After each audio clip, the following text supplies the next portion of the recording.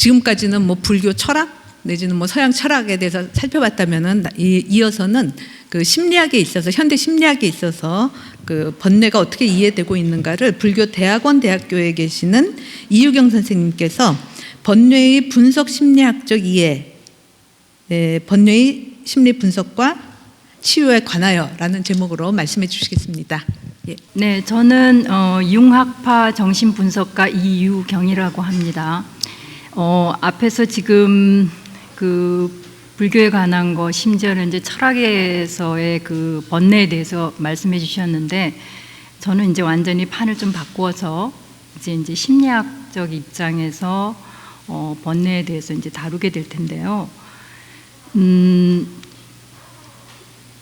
이 심리학적인 관점이긴 하나, 제가 이제 접근하려고 하는 방식은 심층 심리학적인 방식이에요. 그래서 이 심층 심리학은 일반적으로 의식 심리학하고는 좀 다른 점이 있어요. 그렇기 때문에 조금 그 부분에 대해서 이제 이해를 좀 구하면서 좀 본격적으로 이제 심리학적인 접근을 하려고 합니다. 이제 심층 심리학이라고 하는 것은 이 정신의 이 현상이 의식만 있는 게 아니라 그 이면에 또 다른 정신 영역이 있다고 생각하는 거죠. 뭐 생각이 아니라 실제로 존재하는 것을 의미하는 겁니다. 그래서 이제 일반적으로 의식 심리학의 입장에서는 또 이제 내내 이제 오전 내내 이제 선생님들이 이 문제를 다루실 때 전부 그 의식의 입장에서 다루시더라고요. 근데 이 정신의 내용은 의식만 있는 것이 아니라 무의식과도 함께 하고 있다는 것에 대해서 이제 고려를 하는 거죠. 그러니까 아까도 이제 망상에 대해서 얘기를 하셨는데, 그 망상의 그 내용들이 거의 이제 앞에서 이 말씀하시는 그 내용에서는 그 의식이 생산해내는 것 같은 그런 내용으로 다루시더라고요. 근데 이 자기가 생산하고 자기가 괴로워하는 경우는 없을 거라고 생각해요. 물론 아마 그런 식으로 전부 다 기술하는 부분들이 되게 많은데, 정말 그 증상에 대한 기술에 있어서 이 자기가 생산하고 자기가 괴로워하는 내용이 나올 수가 없어요. 이 망상이 자기가 생산했으면 자기가 멈출 수가 있거든요. 근데 정말 정신과를 찾는 환자들이 자신의 그 생각을 스스로 멈출 수가 없어서 찾는 거예요. 그 얘기는 그 망상의 그 생산 자체가 자기 스스로 생산하는 게 아니에요. 또 다른 정신 영역이 생산하는 거죠. 이처럼 정신의 또 다른 측면들을 고려하는 작업이 심층 심리학이에요. 그래서 정신은 의식으로만 이루어진 게 아니라 의식과 무의식으로 이루어졌다고 이해하는 거예요. 이런 내용들이 심층 심리학입니다. 그렇기 때문에 정신의 현상을 이해하는 데 있어서 항상 그 의식의 이면에서 작용하고 있는 무의식의 활동을 고려하는 그런 내용이 될 거예요. 그러니까 이 번뇌에 대한 내용도 이 자아가 스스로 혹은 의식의 정신이 스스로 생산한 것 때문에 괴로워하는 그런 내용이 아니라 이 다른 정신 영역에서 생산한 것을 고통스럽게, 괴롭게, 혼란스럽게 경험하는 사실로 기술하게 될 것입니다. 이제 이 같은 이제 심층 심리학이 이제 오늘날 이제 20세기에 등장한 심리학이기 때문에 일반적으로 의식 심리학을 다루는 입장에서는 사실 인정하지 않는 부분도 많이 있어요. 그렇지만 이 심층 심리학의 이 등장으로 인해서 굉장히 많은 그 논의들도 달라졌고, 일부 정신의 현상에서 우리가 결코 해명하지 못한 많은 그 증상들이 있거든요. 그러니까 의학 심리학자들이 제일 먼저 심층 심리학을 이해하게 됐어요. 왜냐하면은 그 증상의 그 원인을 의식에 절대 소급시킬 수 없었기 때문이에요. 그래서 이 무의식이라고 하는 정신 영역을 인정하게 되었고, 그 의학 심리학에서 이 심층 심리학이 나오게 된 겁니다. 근데 이제 이렇게 이 무의식의 영역을 인정했음에도 불구하고 또 다른 문제는 뭐냐 하면은 이 무의식의 영역을 어떻게 보느냐에 따라서 또한 이 증상의 이해라든가 또 여러 이 정신의 현상들이 서로 다른 거예요. 그래서 이제 일반적으로 널리 알려져 있는 이 무의식에 관한 내용들은 주로 이제 프로이트의 심리학, 그러니까 정신분석학적 입장에서 아마 일반적으로 이렇게 저렇게 이제 논의가 되고 있는 걸로 알고 있거든요. 그리고 이 프로이트 심리학에서 이 무의식은 의식에서 용납하지 않는, 그리고 저급한 성애적 충동으로 가득 찬 그런 내용으로 이 다루어짐으로 인해서 의식에게 항상 불편한 하나의 그런 내용으로 가능한 한 의식의 태도에서는 그걸 제외시키거나 억압시켜야 되는 그런 정신 영역으로 이해되어 왔어요. 이제 제가 하려는 이 분석 심리학의 입장은 이제 뒤에서 보시겠지만 이 무의식의 영역은 그런 식으로만 이해될 수 없는 많은 부분들이 있어요.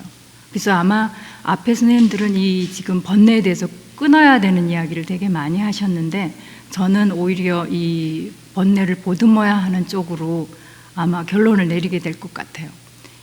그래서 이 무의식의 이 정신의 현상들이 그냥 일어나는 게 아니라 어떤 의미를 갖고 반드시 또 일어나야 하는 그런 내용들이기 때문에 이 증상의 의미들도 그냥 넘어갈 수 없는 것들이에요. 그러니까 그렇게 해명해 가는 방식도 있거든요. 그러니까 무의식에 대한 이해를 달리하면 또 무의식의 이 밝혀진 내용들을 좀 더 구체적으로 제시하다 보면 이 증상들도 완전히 다르게 이해될 수도 있고, 또 이 심층 심리학적인 접근에 의해서 이 기존의 모든 이런 문제들을 좀 다르게 이해할 수 있는 방식이 있을 거라고 생각합니다. 이제 그러한 내용들을 이제 본격적으로 제가 다루려고 하는 거예요.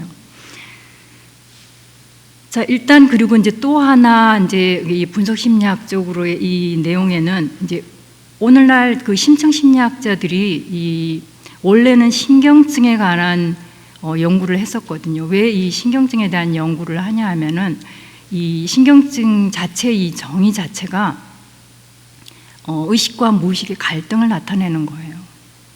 그렇기 때문에 이 심층 심리학자들은 기본적으로 진단할 수 있는 질병이 딱 하나예요. 신경증입니다. 그런데 그렇게 출발했음에도 불구하고 오늘날 이 심층 심리학자들도 이 신경증이란 단어를 더 이상 사용하지 않게 돼 버렸어요. 그리고 실제로 우리가 임상에서 이제 진단적으로 이렇게 저렇게 그 치료 현장에서 말이죠. 이제 진단적인 용어에서도 더 이상 이 신경증이라는 단어를 잘 안 써요. 그렇지만 심층 심리학자의 입장에서는 단 하나의 진단만 있어요. 신경증이 있거든요. 그거는 의식과 무의식의 갈등을 나타내는 증상이에요. 그래서 오늘 제가 이 번뇌에 대해서도 심층 심리학적으로, 특히 분석 심리학적으로 이 번뇌에 대한 내용들을 일종의 신경증적인 증상으로 소개하고, 그리고 그것을 어떻게 해결하는지에 대한 이야기를 하려고 하는 겁니다. 이제 그 심리학이 엄청 발달했어요. 처음에는 이 심리학의 시작은 순수 학문으로서 이 정신의 활동을 해명해주는 그런 학문이었는데, 이 정신을 해명하다 보니까 또 문제 해결을 하는데 적용이 되는 거예요. 그렇기 때문에 오늘날 그 심리학은 치료에 엄청나게 적용되는 응용 학문이 돼버렸어요. 그래서 심리학자들의 입장에서는, 아니 실제로 심리학자들의 그 역할 자체가 굉장히 치유적이 됐어요. 그래서 그 현대인들의 이 정신치료, 정신건강, 또 어떤 문제의 이 해결은 심리학적으로 접근해야 되지 않나, 그렇게 생각할 정도로 굉장히 발전했습니다. 하루 자고 일어나면은 그 방법론들이 새로 생겨날 정도로 엄청나게 이 심리학적인 그 치유 방식들이 생겨나고 있어요. 그래서 이 번뇌의 내용들도 이제 증상적으로는 신경증적으로 이해시키고 심지어는 아마 해결의 국면도 좀 제시할 수 있지 않을까라고 하는 관점에서 제가 이 문제들을 다루어 보았습니다. 그래서 제목은 이 번뇌의 심리 분석과 치유라고 하는 내용으로 제시하였습니다. 자, 이제 본격적으로 이 번뇌에 대해서 얘기를 해보려고 하는데요. 우리가 심리학은 어쨌든 개인이 실질적으로 경험하는 것들을 기술할 수밖에 없어요. 이게 철학이나 신학의 그 한 개인의 사실들을 비록 현상학적으로 기술한다고 하시더라도 언제나 일반화될 수밖에 없어요. 근데 정말 심리학적인 접근은 한 개인의 그 실질적인 심리적 경험을 바탕으로 해야 하거든요. 근데 그러다 보니까 이 번뇌 기술은 객관적 기술이 될 수가 없어요. 언제나 주관적 기술이에요. 왜 사람들이 자기의 그 고통에 대해서 전부 다 자기 나름의 그 어떤 사람은 고통을 되게 많이 느끼기도 하고 어떤 사람은 되게 조금 느끼기도 하잖아요. 이게 전부 다 이게 주관적인 어떤 그 한계치가 있는 거예요. 그렇기 때문에 언제나 고통이나 혼란이나 어려움에 대한 이 기술은 주관적 기술이 될 수밖에 없어요. 그 부분에서는 개인적인 차이가 언제나 있는 거죠. 그렇지만 그 번뇌뿐만 아니라 모든 이런 심리적인 어떤 문제의 기술이 주관적인 기술이라고 해서 그 내용 자체가 언제나 주관적인 것은 아니에요. 아까 말씀드렸듯이 망상이라고 하는 거는 정말 주관적인 생산물이면은 분명히 내가 멈추고 싶으면, 내가 피하고 싶으면, 내가 안 하고 싶으면 제거돼야 되거든요. 절대 그렇지 않습니다. 없어지지가 않아요. 나는 멈추고 싶고 안 하고 싶고 나는 그게 직면하고 싶지 않지만 언제나 주어지는 것들이에요. 그런 것들이 증상이에요. 그렇기 때문에 주관적인 기술을 하지만 내용인즉슨 반드시 주관적일 수는 없어요. 그래서 이거는 객관적인 심리적 사실이 됩니다. 그래서 흔히들 그러죠. 정신과 환자들이 자기의 고통을 호소하면은 네가 잘못 생각한 거야. 생각을 바꿔야 돼. 그렇지 않습니다. 그 고통은 실제적인 것이고 객관적인 것이에요. 그런 의미에서 지금 그 모든 증상의 기술들은 주관적 기술이긴 하지만 내용적으로는 항상 객관적 심리적 실제가 되는 것입니다. 그리고 이제 이 심리 문제로서 이 번뇌를 우리가 이제 이해하려고 하면요, 실제로 우리가 치료 현장에서도 그렇거든요. 이 정신치료를 받으려는 이 내담자들이 와서 온갖 이야기를 늘어놓습니다. 그러면 온갖 이야기를 늘어놓지만 그게 전부 다 심리적 문제는 아니잖아요. 그렇기 때문에 그 이야기를 들으면서 정말 심리적인 문제를 구별해내야 돼요. 그래서 이제 그걸 크게 구분할 때 외상성과 시민성으로 나눠요.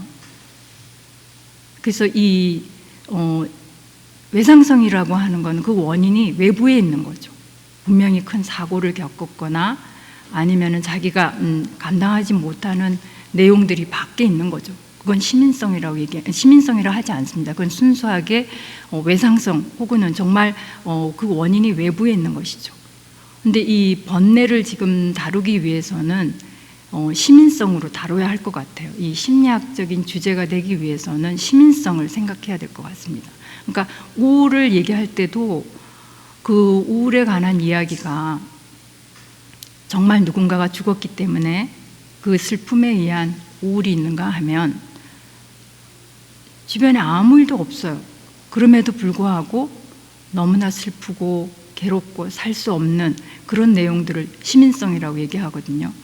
순수하게 심리 내적인 원인에 의해서 힘들어지는 거죠. 이 번뇌의 문제를 정말 심리 문제로 다루게 된다면은 그것은 시민성이어야 된다라고 생각합니다. 그래서 이 시민성 이야기와 더불어서 아까도 제가 주관적인 기술이지만 절대로 주관적 산물이 아닌 그런 이야기들을 종합해 보면 이 분명히 시민성의 어떤 증상들, 그 증상들은 일종의 정말 무의식적 정신에 의해서 이루어진 것이라고 볼 수밖에 없는 심층 심리학적인 작업이 되는 거죠.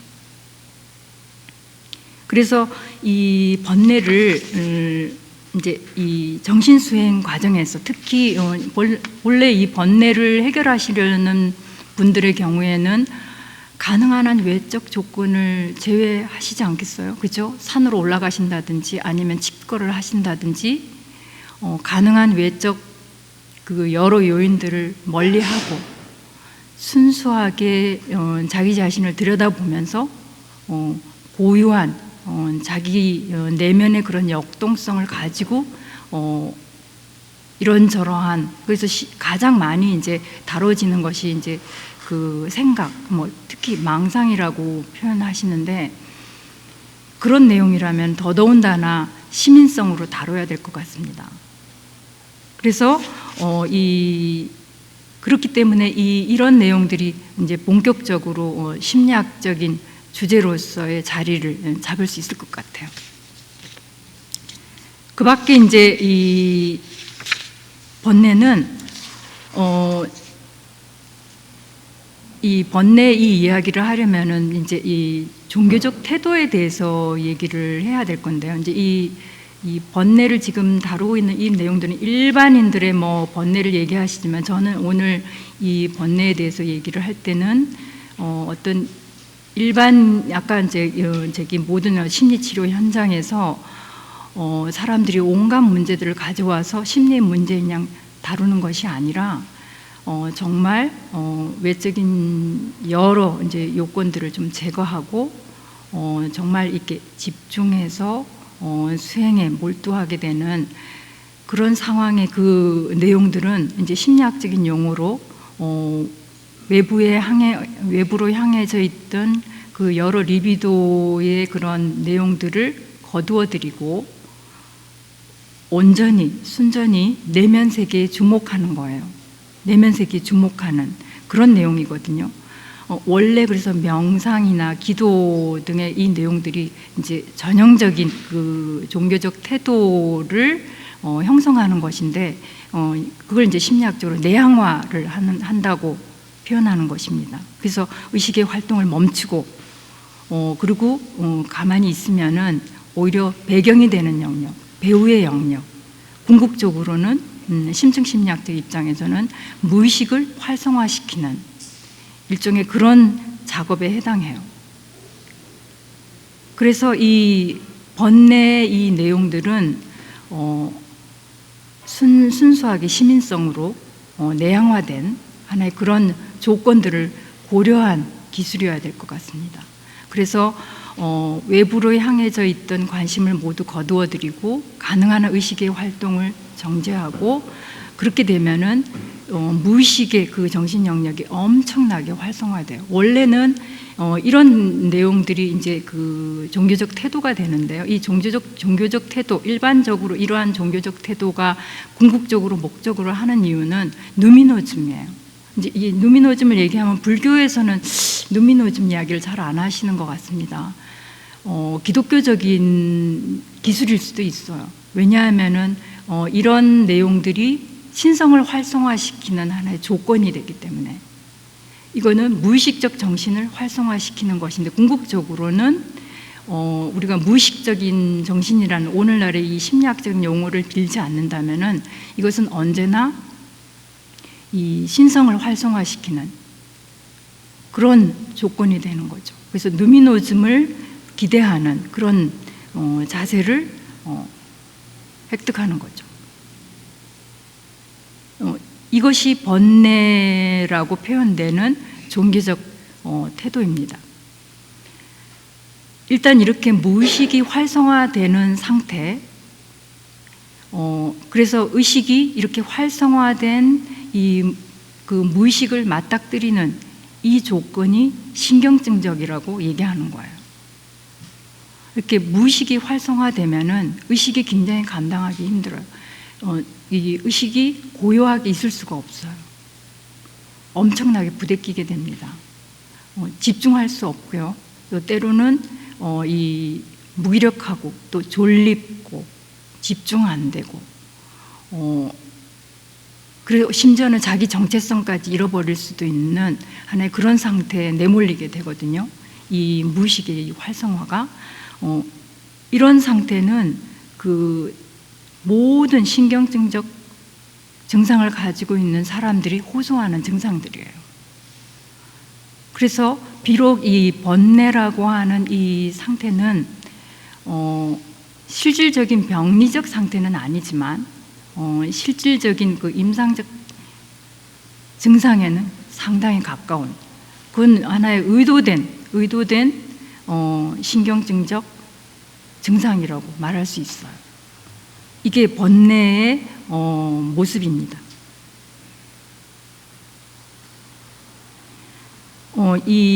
원래 이제 이런 면에서 그 무의식이 기존의 이제 정신 분석학이거나 아니면은 그 억압에 의해서 형성되는 이 무의식의 영역에서 얘기하는 부분하고는 상당히 다르죠.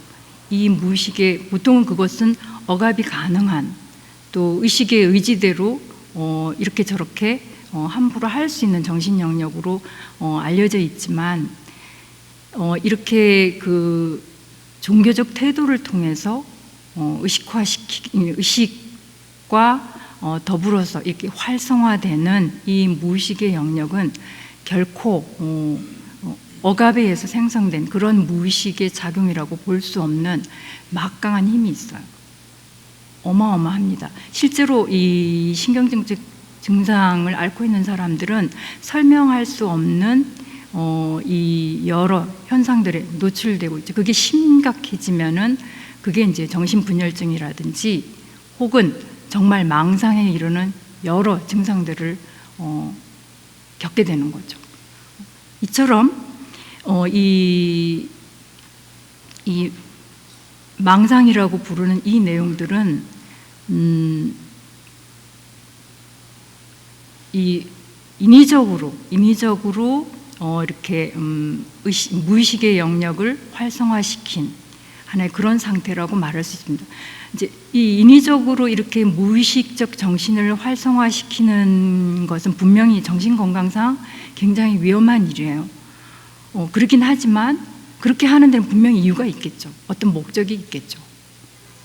그래서 이제 그 부분들을 나중에 이제 살려서 살펴봐야 될 것 같아요. 하지만 이 대부분 기술되고 있는 이 번뇌의 이야기는 흔히 임상적으로 경험하게 되는 신경증적인 증상들이라고 생각합니다. 그리고 저는 이제 실제로 개인적으로 종교에서 도달하고자 하는 목표나 뭐 인간이 살면서 도달하고자 하는 목표는 같은 거라고 생각을 해요. 그래서 실제로 이 정신치료를 받으러 오는 그 내담자들, 이제 피분석자들이 호소하는 증상들이 특별히 다른 거라고 생각하지 않아요. 분명히 그거는 삶의 문제이고 또 인격의 실현에 장애가 있음을 나타내는 것이고, 그래서 광범위하게는 신경증을 그래서 이 병리적으로만 생각하지 않습니다. 오히려 이 신경증을 이 정신발달 장애라고 불러요. 융심리학적으로는. 이것이 정상적으로 이 무의식과 의식 사이에 이 조화로운 소통적 관계이면은 이런 갈등을 일으키지는 않겠죠. 근데 분명히 우리가 살아가면서 이 심각한 갈등 상태를 일으키고, 그래서 이해할 수 없는 증상에 시달리고, 그것을 굉장히 많은 경우에 외적인 그 원인들을 찾으면서 그 문제들을 이해해 보려고 하지만 정말 외적인 그 원인들에 의해서 충분히 이해될 수 없고 해결될 수 없기 때문에 사이코세라피를 하는 거죠. 정신치료를 하는 겁니다. 심지어 그런 의식심리학적인 이해가 되지 않기 때문에 심층 심리학적으로 접근을 하는 거죠. 이제 이 내용들이 이 신경증적인 기술이기도 하지만 또 번뇌에 대한 기술이 될 것 같습니다. 본격적으로 이제 이 번뇌를 심리학적으로 이제 분석해 보려고 합니다.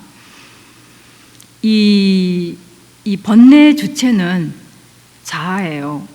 근데 이제 의식 심리학을 하는 입장이라면은 이 자아의 이 주체, 우리 인격의 주체를 전체 정신의 일부로 보지 않아요. 자아라고 표현은 하시지만 이 자아가 마치 이 정신 영역의 전체인 양 설명을 하세요. 근데 심층 심리학자들의 입장에서는 이 자아는 전체 인격의 굉장히 일부분에 해당해요. 그 자아는 대부분 무의식적 영역에 휩싸여져 있거나 아니면 이렇게 저렇게 이 무의식적 정신 영역에 영향을 받고 있어요. 그래서 이 자아의 그래서 이제 이 일찍이 심층 심리학자들 또 프로이트가 그랬죠. 이 의식 영역은 빙산의 일각이다. 자아의식은 빙산의 일각이다. 이렇게 표현했어요. 제가 자아 혹은 자아의식이라고 표현하는 이유는 이 자아는 의식의 중심이에요. 나머지 넓은 다른 모르는 영역이 있어요. 자아는 오로지 의식된 정신 영역을 얘기하는 겁니다. 그래서 자아의식이라고 얘기를 해요. 그래서 이 정의는 자아는 의식의 중심이다 이렇게 되어 있어요. 그러니까 자아 영역의 주체를 얘기하는 거예요. 근데 우리가 모르는 더 넓은 그 정신 영역이 있어요. 자아는 그의 일부분이죠. 대부분은 무의식 영역에 쌓여 있어요. 그리고 끊임없이 그 영역에 의해서 영향을 받고 있어요. 근데 이게 주체라고 얘기할 때 이 자아는 상대적으로 이렇게 제한된 부분 인격의 특성을 얘기하는 거예요. 그렇기 때문에 이 자아가 세상을 접촉한다고 얘기하지만 사실은 진짜 세상을 접촉하는 건지 자기 투사로 자기가 투사해 놓은 그것 그러니까 그 투사는 결국은 자기를 둘러싸고 있는 무의식을 통해서 보는 거예요. 그러니까 그런 방식으로 보는 것인지 알 수 없어요. 그리고 심지어는 이 자기 자신에 대해서 굉장히 무의식적이에요. 자기 자신에 대한 인식 없이 과연 이 수행이며 아니면은 어떤 다른 인격의 실현이 가능한지 의문이에요. 그래서 이 번뇌의 주체를 자아라고 얘기하는 데에는 더 구체적으로는 자아의식의 수준을 고려해야 된다는 거예요. 그러니까 아동기의 자아의식의 수준과 성인의 자아의식의 수준이 완전히 달라요. 그렇기 때문에 우리가 이 수행을 얘기한다 하더라도 만약에 젊은 시절에 수행을 시작하는 것과 또 굉장히 성인기의 그 성숙한 나이에 수행을 시작하는 건 서로 다르겠죠. 그래서 이 의식의 수준을 고려해야만 되는 거예요. 이제 번뇌 이야기를 하려고 한다면 저는 이 번뇌의 주체가 자아이긴 하나 이 자아는 아동기 자아여서도 안 되고 청년기 자아여서도 안 되고 성인기 자아여야 된다는 거예요. 이 아동기 자아의 경우에는 거의 나라는 주체가 거의 없어요. 되게 미미해요. 나중에 이렇게 참고로 텍스트를 보시면 좋을 것 같습니다. 그리고 청년기 자아의 경우에도 미미해요. 어떤 면에서는 이제 주체적으로 어느 정도 주인공이 돼서 세상을 살아가긴 하지만 이 청년기 자아의 과제는 또 성인기 자아의 과제랑 다른 거예요. 청년기 자아의 과제는 주로 자기의 능력을 발휘하면서 사회에 적응을 해야 되는 주체인 거예요. 그러니까 그래서 그 관심은 되게 외향화되어 있고 자기의 능력을 발휘하고 주변으로부터 인정을 받고 등등등등. 그래서 이 청년기의 삶의 과제가 있고요. 그 다음에 정말 성인기의 이 삶의 과제가 있어요. 이제 이 성인기는 어느 정도 이 사회에 이제 적응도 하고 주체로서의 그런 어떤 그 이제 기능과 역할을 충분히 잘 해내면서 맞이하게 되는 그런 삶의 시간이거든요. 그렇기 때문에 성인기의 삶의 과제는 더 이상 외부로 향하는 혹은 사회적인 어떤 그 역할, 기능 이런 것에 별로 주목하지 않아요.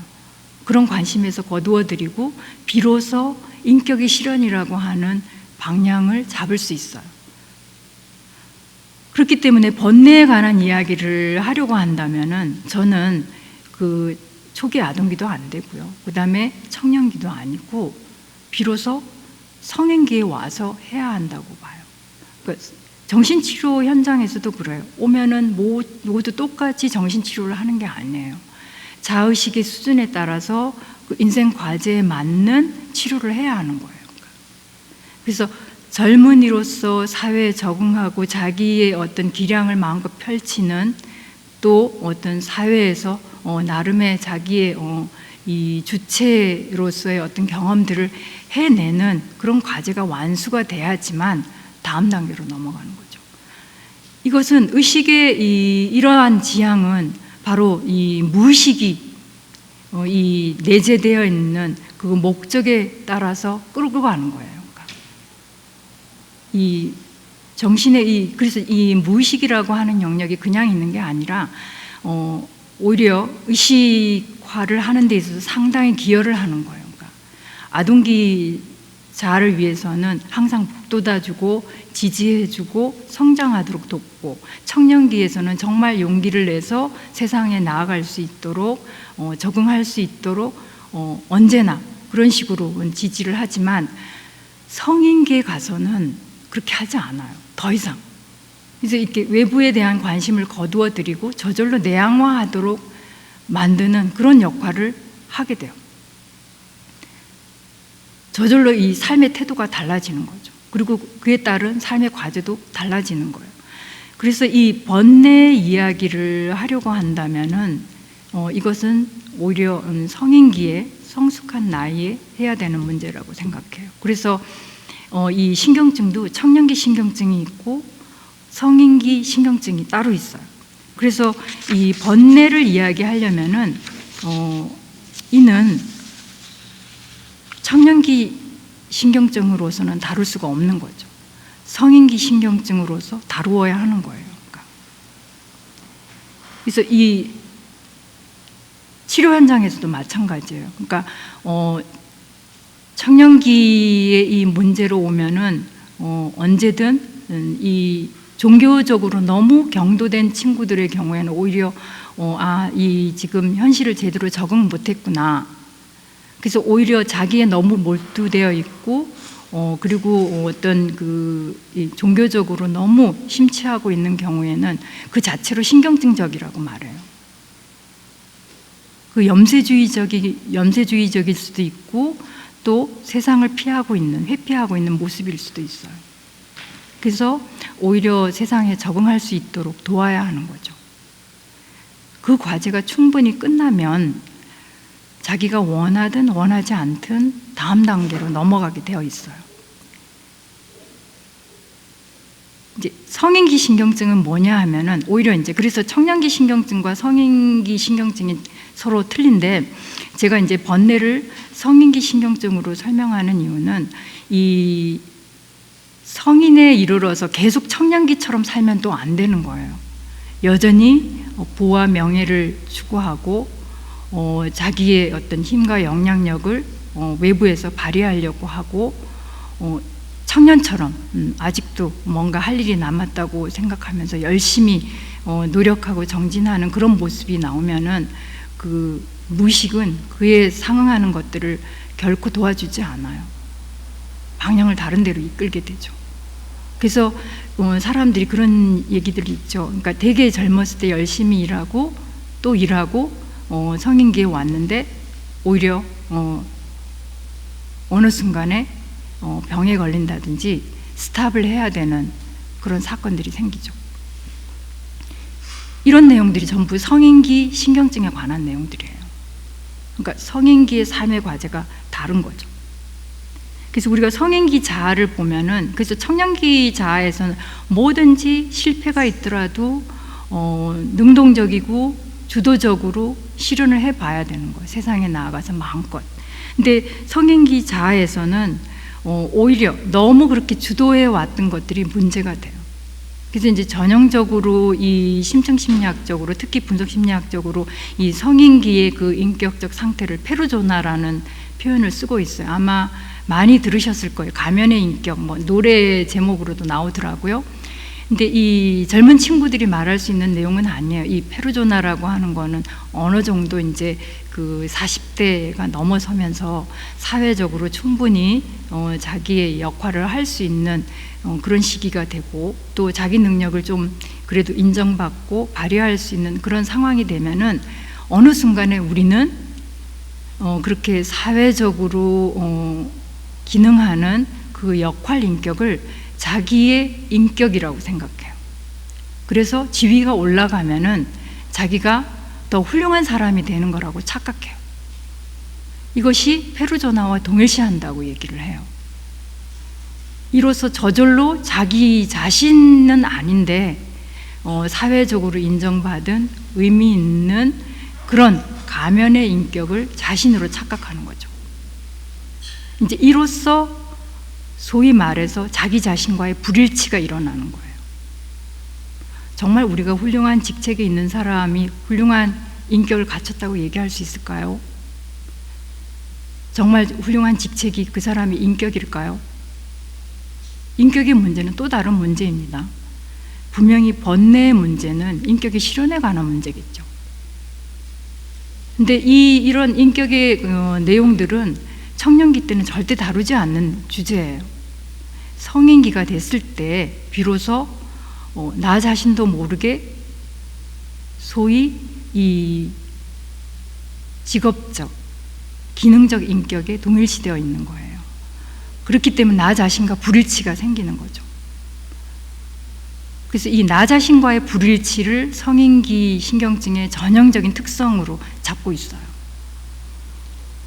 그래서 성인기가 되면 우린 저절로 이중적이라는 걸 스스로 알고 있습니다. 내가 겉으로 다른 사람에게 보이려고 하는 그 인격과 실제로 내가 안에서 나 자신에 대해서 경험하고 있는 것 사이에는 항상 괴리가 있고, 그럼에도 불구하고 가능한 한 사람들에게 괜찮은, 인정받는 모습이 되려고 하는 것, 이런 것들이 전부 페르소나에 관한 거예요.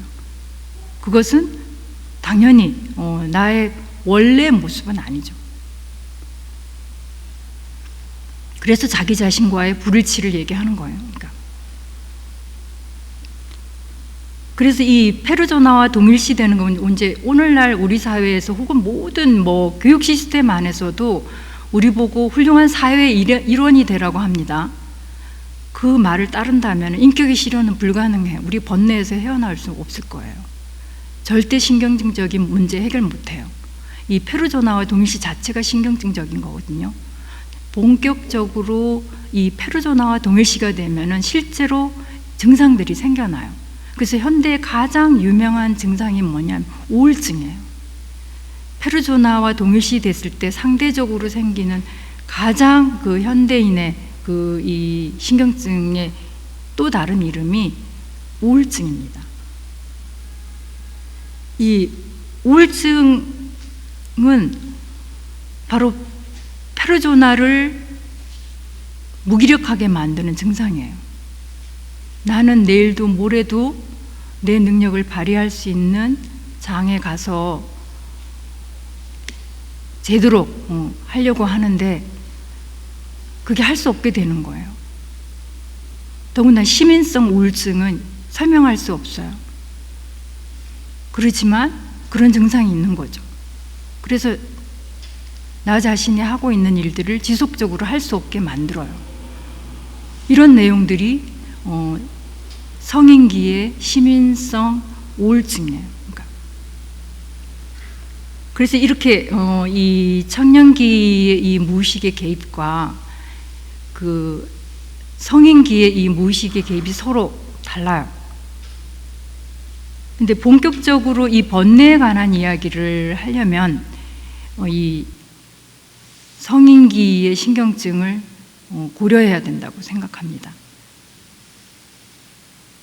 그래서 이 성인기의 이 신경증은요, 그래서 실제로 이 성인기의 신경증은 어떤 면에서는 모든 사람이 앓고 있는 증상이라고 생각해요. 실제로 그래야 합니다. 그런데도 신경증을 앓는 사람은 많지 않아요. 성인기 신경증을 제대로 앓는 사람은 많지 않습니다.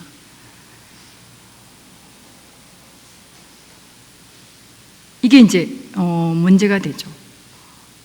오히려 이 성인기 신경증의 이 원인들은 시민성이기 때문에 원인이 확인이 안 돼요. 그렇기 때문에 사람들은 병원에 안 찾습니다. 혹은 치료 현장에 찾지 않아요.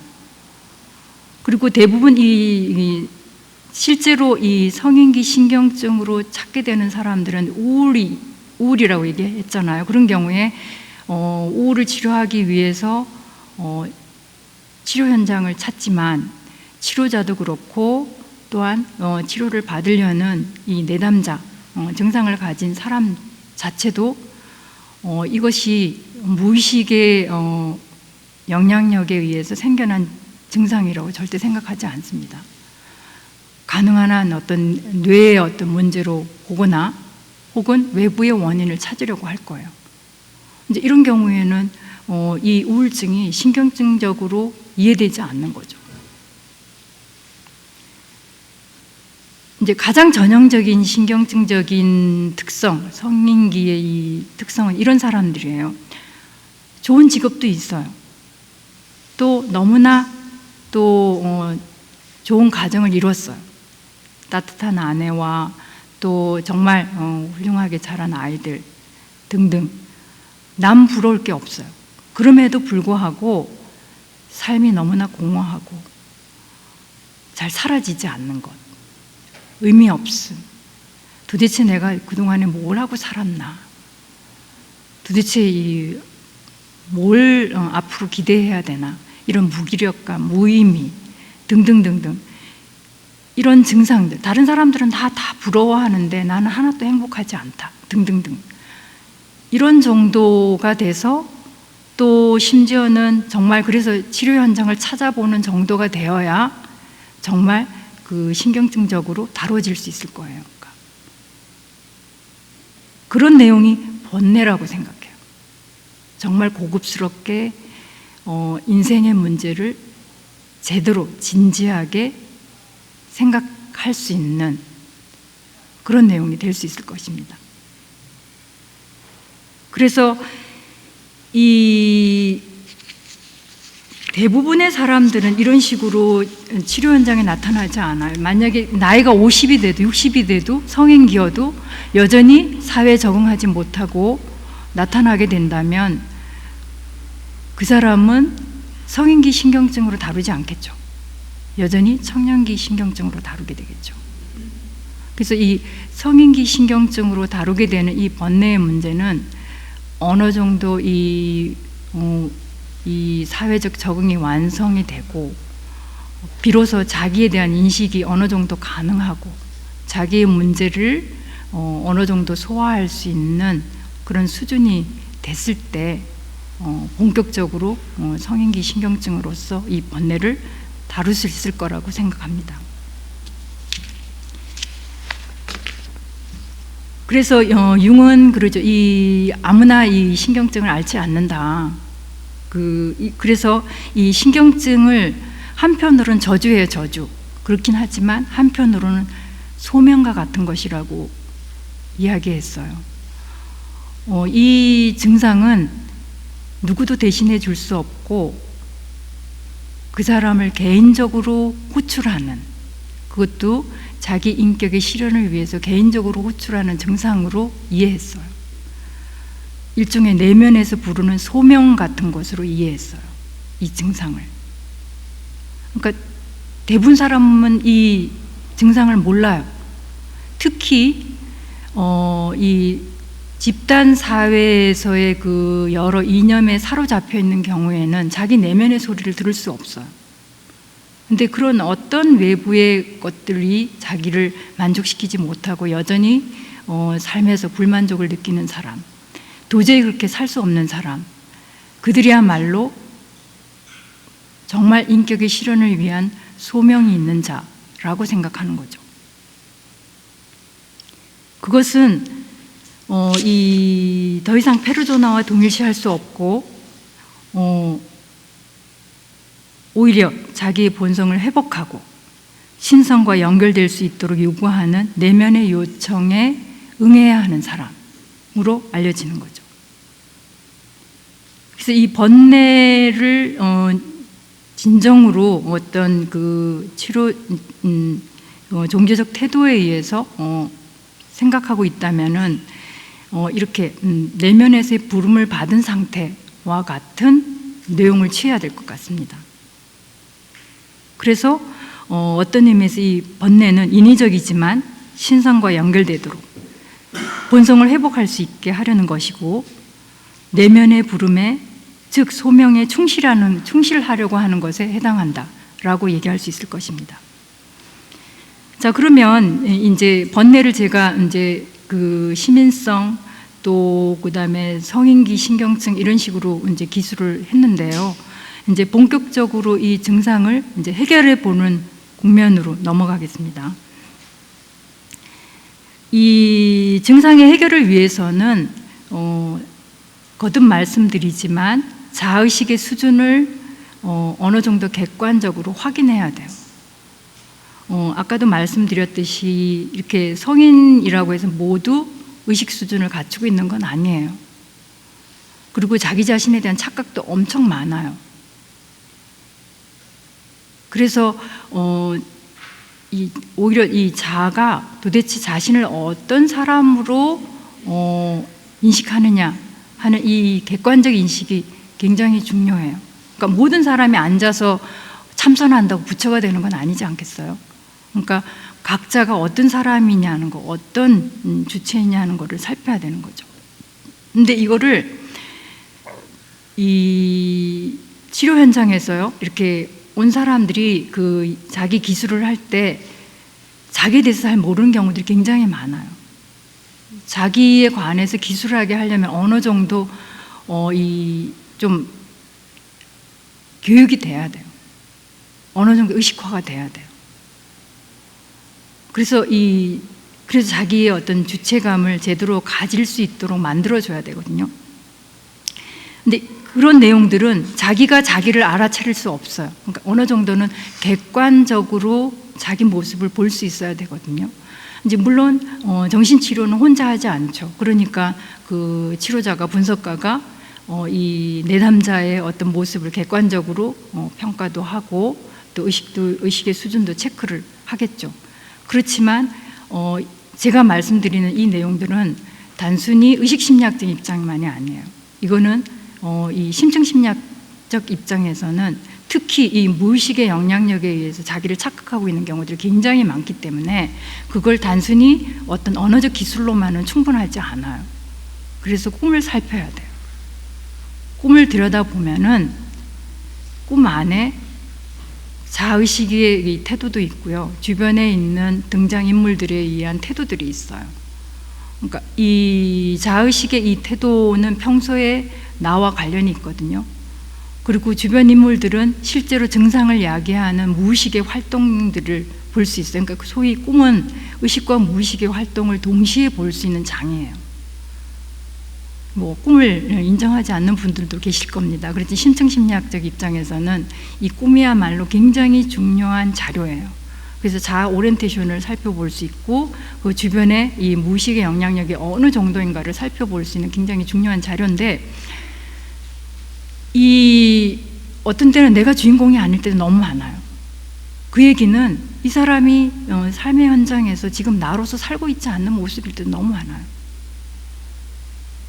그렇기 때문에 이 꿈을 통해서 실제의 이 인격의 주체가 누구인지를 확인해야 돼요.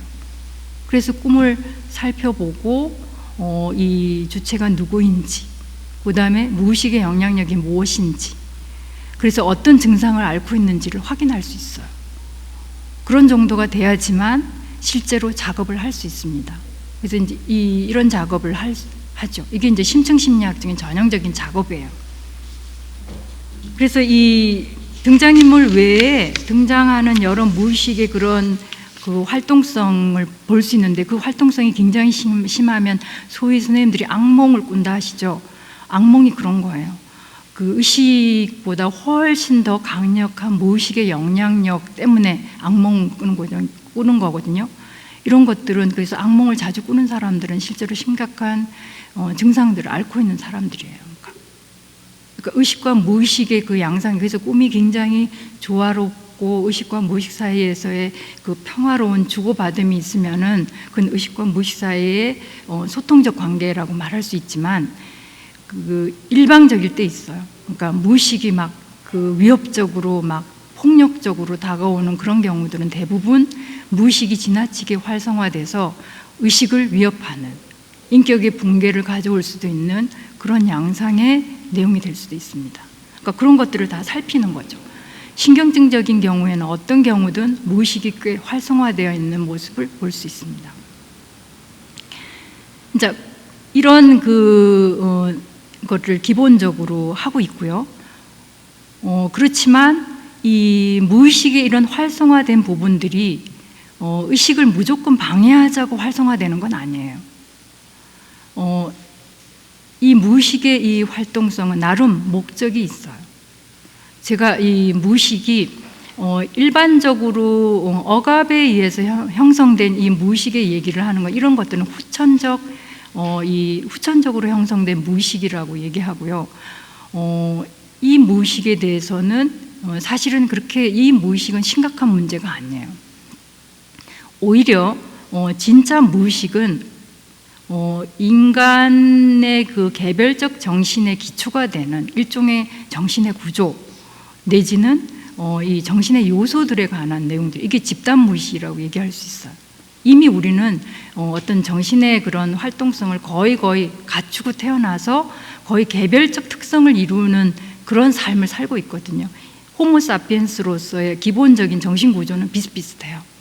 거기에 개별적 특성이 더 들어가는 거예요. 근데 지금 이런 활성화는 어떤 구조적인 활성화예요. 요소의 활성화예요. 그런 내용들은 뭔가 그럴 만한 이유가 있기 때문에요. 그래서 이 증상을 해결하려면은 이걸 살펴야 되는 거죠. 그래서 무조건 이 증상의 원인을 무의식으로 보지 않아요. 그렇게 볼 땐 이 무의식은 질이 멸렬하고 또 의미도 없는 의식을 방해하는 증상의 원인이라고 항상 증상의 주범이라고 생각해서 가능한 한 모든 대부분 의식심리학적인 치료에서는 이 증상들을 없애려고 자꾸 애를 쓰고 무의식을 배제하려고 하는데 절대 그렇지 않습니다. 그런 무의식 아니에요. 이 활성화에는 다 근본적인 문제가 있어요.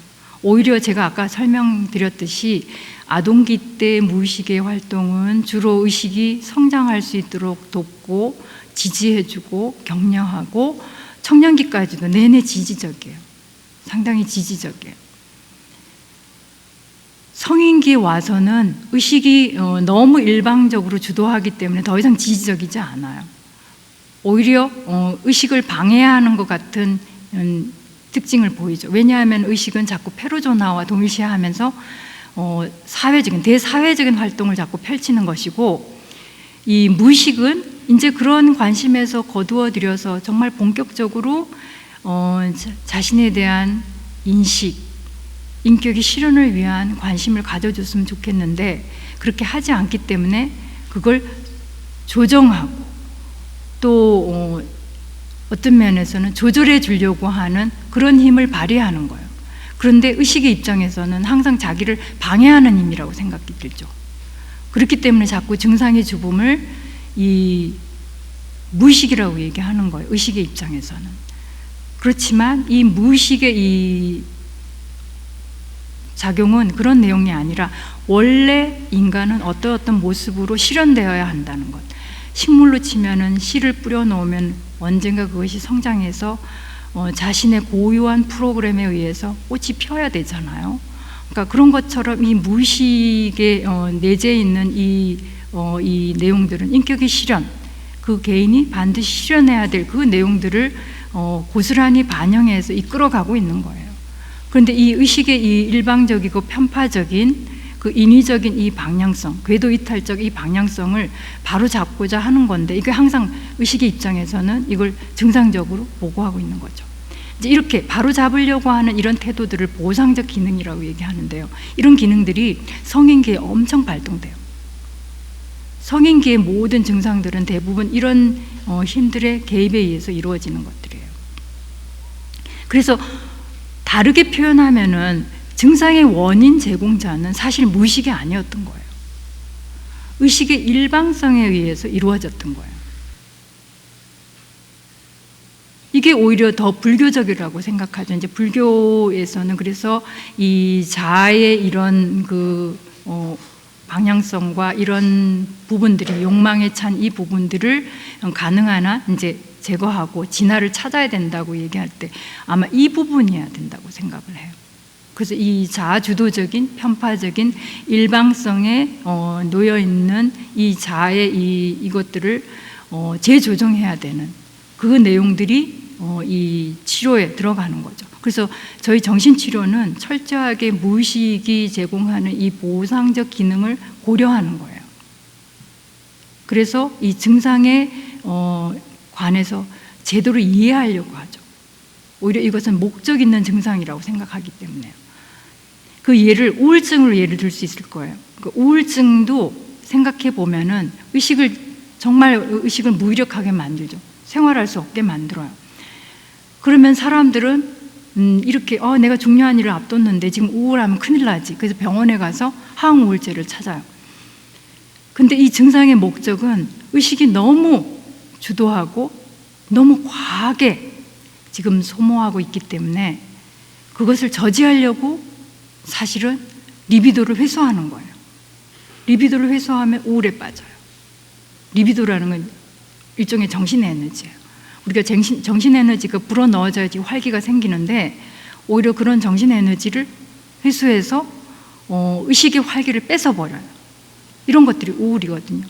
그래서 이 무의미한 행위를 더 이상 하지 못하게 만드는 것, 이것이 우울입니다. 이런 내용들이 증상의 목적이에요. 그렇기 때문에 이 증상들을 의식에 방해하는 힘으로 이해하지 않는 것, 대부분 그래서 이 정신치료를 할 때 특히 의식심리학적인 입장에서 할 때 이 증상들을 자꾸 원인론적으로 이해해요. 그래서 이 어떤 문제가 있어서 이런 증상이 나오지, 어떤 심리 문제가 있어서 이런 증상이 나오지, 이렇게 이해하는데 목적론적인 이해를 해요. 이 증상이 가져다 주는 메시지가 뭐지? 도대체 뭘 알려주려고 하지? 난 뭘 알아차려야 하지? 그런 식으로 이해해야 돼요. 그래서 증상의 목적 의미를 이해해야 됩니다. 이제 이런 것들이 본격적인 치료에 들어갔을 때 필요로 하는 부분이에요.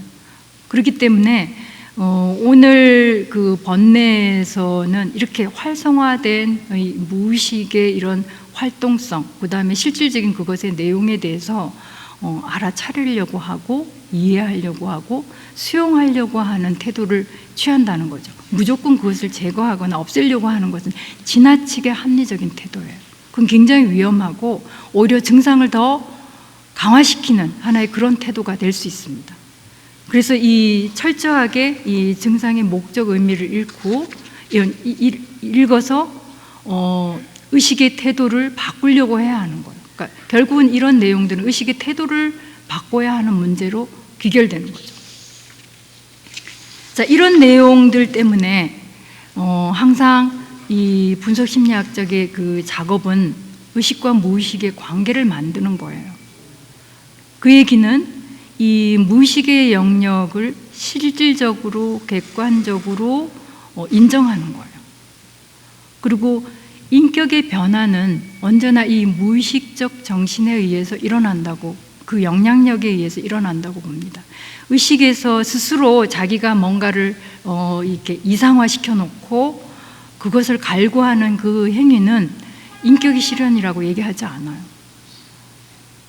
반드시 무의식에 의해서 서로 이 관계적으로 이루어나가는 것이 인격의 실현이에요. 그래서 이렇게 얘기하죠. 의식의 입장에서는 무의식의 정신을 끌어들이는 내용이 되겠지만, 또 다른 의미에서는 그 무의식의 원래 고유한 인격 실현의 그 과정에 의식이 동참하는 하나의 그런 작업이 되도록 하는 것이 의식과 무의식의 관계로서 이루어내는 대극의 합일, 소위 말하면 이 치유적 관계인 거죠. 그래서 제가 이제 꿈을 본다 그랬는데, 이걸 좀 더 적극적으로 이제 이 분석 심리학적으로는 작업을 하기 위해서 무의식과 대화하는 그러한 작업도 해요. 근데 이걸 이제 적극적 명상이라고 하는데, 명상이 아니고요. 능동적 상상하기. 그래서 심상화해서 이 무의식과의 어떤 관계를 만들어내는 그런 작업까지도 해요. 근데 해보면 우리가 그냥 단순히 떠올리는 이런 공상이 그냥 공상이 아니에요. 그래서 이 분석 심리학 입장에서 내가 떠올리는 거 아니에요. 자발적으로 생겨나는 거예요. 자발적으로 생겨나는 그 이미지를 끌어들이고 그 이미지와 실제적인 관계를 맺고 대화를 하는 거예요. 이 누미노즘의 이야기가 원래 그런 겁니다. 누미노즘의 이 경험은 분명히 이 신성과의 그 놀라운 만남이 이루어지면은 인격 변화가 일어나거든요. 그런 놀라운 만남이 없으면 인격 변화가 없어요. 마찬가지로 이 무의식과의 어떤 관계에서 인격 변화가 일어나는 거예요. 의식이 의도적으로 만들어내는 거 절대 아닙니다. 그래서 이 무의식의 의도를 이해하고 의식이 반영하다 보면은 그동안의 의식이 주도했던 그런 그 주체적 그 주도권을 내려놓게 돼요. 그렇게 되면 저절로 이 무의식에서 전체 인격을 관리하는 셀프가 작동하게 되어 있어요. 그래서 자와 셀프의 관계가 형성되는 거죠. 이제 이런 내용들이 신경증, 특히 성인의 그 신경증의 해결이기도 하고, 또한 번뇌로서 우리가 신경증을 번뇌로서 이해했잖아요. 이 번뇌 해결이라고 제안할 수 있는 것입니다. 이 내용이 이제 제가 선생님들한테 소개하는 결국은 이 번뇌 치료, 번뇌 해결의 내용인데요. 이 자와 무의식의 관계는 굉장히 위험한 일이에요. 그래서 그 수행에 들어가서 이 무의식을 활성화시켰지만 이 활성화된 내용들이 엄청나게 감당이 안 돼. 자아가 취약하거나 자아가 엉뚱한 오리엔테이션을 가지고 있으면 이 무의식의 활성화는 걷잡을 수 없는 힘을 갖게 돼요. 그러면 이 자아와 무의식의 어떤 조화로운 관계가 아니라 무차별적 자아와 무의식의 통합이 일어나요. 여기에는 아주 모호한 초인부터 인격의 팽창, 인격의 분열 등등 다양한 병리적 증상이 생기는 거예요. 그래서 이 지나치게 인격을 이상화하고 이 자아주도적인 수행의 내용들은 때로는 위험한 국면을 맞이하는 내용이 될 수도 있다는 것을 말씀드립니다. 실제로 정신치료 현장에서 그 문제 때문에 수행하다가 어려움을 겪고 찾아오시는 분들이 있어요. 너무나 이 자기의 그런 너무 활성화된 것 때문에 가만히 있지를 못해서 더 이상 수행을 진행시키지 못하게 되는 경우들이 실제로 있습니다. 그렇기 때문에 이 자아의 이 오리엔테이션이 굉장히 중요하고요. 자아의 의식 수준. 그래서 제가 계속 쭉 이 성인기의 어떤 자아의 어떤 의식 수준이 어느 정도 갖춰진 상태에서 무의식적 정신과의 연결을 시도해야 된다고 거듭 강조하는 것입니다. 자, 이제 마지막으로 이제 제가 이제 이렇게 마무리를 하고 싶습니다. 어떤 면에서는 현대인들이 저희는 이제 현대인으로서의 이 입장은 더 이상 우리가 신성을 고려하고 있지 않죠. 교회에서 이제 많은 기독교도인들이 엄청 많습니다. 그리고 많은 종교의 그 기성 종교에서 이 종교적 태도를 지향하고 있지만 대부분 그 종교의 내용들은 그 일종의 이 실제 경험에서 나온 것들이 아니라, 그러니까 누미노즘에서 나오는 것이 아니라 이 가르쳐지고 또 추상적으로 개념화된 그런 내용들로서 신성을 이야기하는 경우들이 많아요. 그래서 우리가 실제적인 경험을 잃어버렸어요. 이 실제적 경험이라고 하는 것은 무의식과의 실제적 접촉에 관한 내용이거든요. 이런 것들이 다 상실되어 버렸어요. 그렇기 때문에 우리는 지금 일종의 이데올로기에 사로잡혀 있는 신경증적인 상태예요. 그리고 오늘날 저는 종교인으로서의 그 신성의 경험은 이 위로부터의 신성이 아니라고 생각해요. 오히려 노골적으로 우리의 그 신성의 경험은 신경증적인 것, 소위 아래로부터의 신성을 경험하고 있다고 생각해요. 그리고 이런 그 우리가 이 무의식적 정신이 분명히 살아 있고 우리를 지금도 이 순간에도 각자 안에서 엄청난 그 영향력을 미치고 있지만 우리가 전부 무시하고 있잖아요. 그랬을 때 이렇게 우리가 의식하지 못하면 못할수록 그것은 더 막강한 힘을 가지고 있고 우리에게 알 수 없는 형상으로, 알 수 없는 현상으로 닥칠 수 있어요. 이게 코로나의 시대, 저는 코로나도 일부는 그런 현상의 하나라고 생각합니다. 그래서 우리가 이 자연재해를 제외한 그 수많은 설명할 수 없는, 그리고 이 집단적인 여러 이 감당하지 못한 현상들은 우리 이 인간과 굉장히 거리가 생겨버린, 인간성을 떠나버린 이 무의식의 이 보상적 어떤 현상이라고 생각합니다. 이렇게 이 인간의 의식의 삶을 혼란스럽게 만들고 힘들게 만들지만 우리가 의식의 반성과 참여를 고려하면 이 무의식은 바로 이 의식의 참여와 반성을 유도하고 새로운 인간 문화를 창조하도록 요구하는 하나의 그런 그 요구가 될 수도 있다고 생각합니다. 그래서 이 코로나의 문제, 또 이런 것들을 다시 한번 생각하면서 어떻게 우리가 이 신성을 회복하고 우리의 이 신경증적인 증상들을 치유할 것인지에 대해서 고민해 볼 필요가 있지 않을까, 그렇게 생각하면서 제 강의를 마무리하겠습니다. 네, 감사합니다.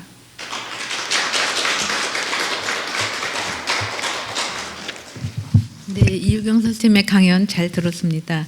그 분석 심리학, 심층 심리학 이 관점에서 그 번뇌라는 거가 일종의 성인기에서 겪게 되는 신경증인데 그 신경증이 의식과 무의식 사이의 어떤 갈등이다. 너무 인간이 청년기를 거치면서 자기 의식 차원의 페르소나와 동일시함으로써 무의식을 에서의 그 소리를 듣지 못했는데 이제 그 무의식 안에 들어있는 그 신성, 본성 이런 것들이 자신을 실현하고자 힘을 내기 때문에 이제 자기가 가지고 있는 의식하고 갈등이 일어나는 것이다. 그게 신경증이다. 이렇게 설명해 주신 걸로 이해가 됩니다. 질문 있으면 해주시죠. 네, 글을 읽을 때는 상당히 좀 어려웠어요. 그런데 지금 강의 좀 들으니까 저런 말씀을 하시고 싶었구나. 조금 명쾌하게 좀 잡힌 것 같습니다. 근데 이제 우리가 보통 번뇌망상이라고 할 때는 예를 들어서 자식 걱정, 돈 걱정이라든가 이제 이렇게 거의 모든 종류의 걱정, 근심을 이렇게 다 포괄해서 번뇌망상이라고 하는 것 같은데, 번뇌망상을 상당히 이제 특히 이제 성인기 그 신경증과 관련해 가지고서는 뭔가 좀 성숙하려는 과정에서 무의식이 아직 의식에 좀 반영이 제대로 못되면서 생기는 그런 현상이다. 그래서 번뇌망상을 이게 상당히 너무 좀 협소하게 파악하신 건 아닌가 좀 그런 인상을 좀 받았었거든요. 오히려 신경증은 굉장히 광범위한 모든 증상을 포함할 수 있다고 제가 말씀드렸던 것 같은데요. 근데 이제 우리가 일상적으로 돈이 없어서 걱정이라든가 그런 일상적으로 하는 걱정들이 있지 않습니까? 그런 문제 제가 이제 시민성에 제한하겠다고 말씀을 드렸기 때문에 시민성으로만. 일상적인 번뇌는 좀 저차원적인 번뇌고 선생님 분석하신 거는 심층 마음에서 나오는 아주 그러게 고차원적인 번뇌. 사이코세라피 현장에서 돈 없는 걸 어떻게 해결해 줍니까? 못 해줍니다. 할 수 없어요. 그러니까 이제 선생님께서는 일단은 이제 이제 심리 현장에서 네, 그렇죠. 주로 이제 문제 삼을 수 있는 그런 번뇌 이제 거기에 좀 국한을 시켜서 좀 말씀을 하신 것 같고요. 근데 어떻습니까? 이렇게 좀 상담을 통해 가지고 그게 정말 치료가 될 수가 있는 건지 네. 아니면 이게 본인 스스로 정말 뭐 명상을 한다든가 뭐 그런 걸 통해서 오히려 이제 그런 게 더 주가 되고 뭐 상담을 어떻게 보조가 되는 건지. 우리 현대인들의 입장에서는 저는 오히려 그게 정신치료 쪽으로 오히려 가고 있다고 생각해요. 그 융이 뭐라고 그랬냐면은 예전에는 그 문제가 생기면은 이 고해성사를 하러 가거나 그렇게 했는데 이제는 상담실을 찾는다는 거죠. 이제 상담실을 찾아야 한다는 거죠. 근데 그 말 공감해요. 어떤 면에서는. 왜냐하면은 이제 이해가 돼야 되거든요. 현대인들은 스스로 이해가 돼야 되지. 안 그러면 이게 그리고 이제 수행에서 이제 저희가 이제 이 사이코세라피를 강조하는 이유는 자기를 이해하는 거예요. 이제 자기를 정말 이해하는 거거든요. 자기를 이해하는 거지. 어떤 방법론으로는 자기 의식화가 안 되기 때문에 그래서 대화를 통해서 자기 인식, 자기 의식화가 돼야 되는 부분 때문에 저는 굉장히 중요한 부분이라고 생각해요. 내양화 시키면서 종교적 태도라고도 말씀하시고 무의식의 활성화라고 말씀하셨잖아요. 그렇게 그래서 갈등을 스스로 의식하고 그 무의식의 소리를 또 듣고 그걸 실현하는 건데 저는 그 설명을 들을 때 그게 그러니까 이런 선언에서 종교인들이 불자들이 수행하는 것하고 크게 다른 거가 아니지 않을까 이런 생각이 그렇죠. 들었어요. 그게 원래 수행의 그렇죠. 내용이라는 의식적인 내용 다 거죠. 내려놓고 네, 무의식의 그게 소리를 마음을 본질이라고 듣는 말씀드린 거죠. 오히려. 예. 그게 보통 종교적 태도의 일반적인 거거든요. 그게 예. 종교적 태도의 일반화예요. 제가 사이콜로지컬하게 설명한 거는 외부의 활동을 거두어들이고 그러니까 그 스탑하고 그러면 저절로 무의식이 활성화가 돼요. 그렇죠. 예. 그렇게 활성화돼서 그걸 대면하는 건데 이제 보통은 그게 신성으로 드러날 것인데 현대인들은 신성으로 드러나기가 어려울 거라고 봐요. 이게 의식 수준이 신성의 자리를 내놓지 않고 자신들이 스스로 너무 높여졌기 때문에 상대적이에요. 그게 신성으로 드러나면 사실 상담하러 갈 필요도 없고 자기의 그 종교성을 실현하면 될 텐데 그게 이제 신경증적 증상으로 나타나면 근데 그게 감당이 그렇게 쉽지가 않습니다. 예, 그 감당 쉽지 않은 게 수행에서는 그게 이제 수행하다 보면 마장이 든다 이렇게 이야기하잖아요. 그거랑 크게 다르지 않은 그렇죠. 그런 측면인 것 같아요. 그 부분 그래서 이제 대부분은 그 수행에서는 아마 이제 그 선행자들이 있잖아요. 그렇죠? 선행자들이 있고 그죠. 스승들이 있고 그래서 그걸 해결을 가이드 해주시죠. 해주잖아요. 예. 그러지 않고는 그렇죠. 곤란한 부분이 예. 있죠. 이제 그런 것처럼. 예. 그런 것처럼. 그러니까 상담하시는 분의 역할이 이제 수행에 있어서 선지식들의 역할이다. 뭐 이렇게 볼 수 있지 그렇게 않을까. 볼 수 있는 거죠. 예. 그러니까 그런 역할을 하는 거죠. 그 예. 오리엔테이션을 잡아주는 내용들이 있어야 된다는 거죠. 네. 네. 또 남은 질문들은 이제 종합 토론 시간에 이어가도록 하겠습니다. 선생님 감사합니다. 네, 감사합니다. 예.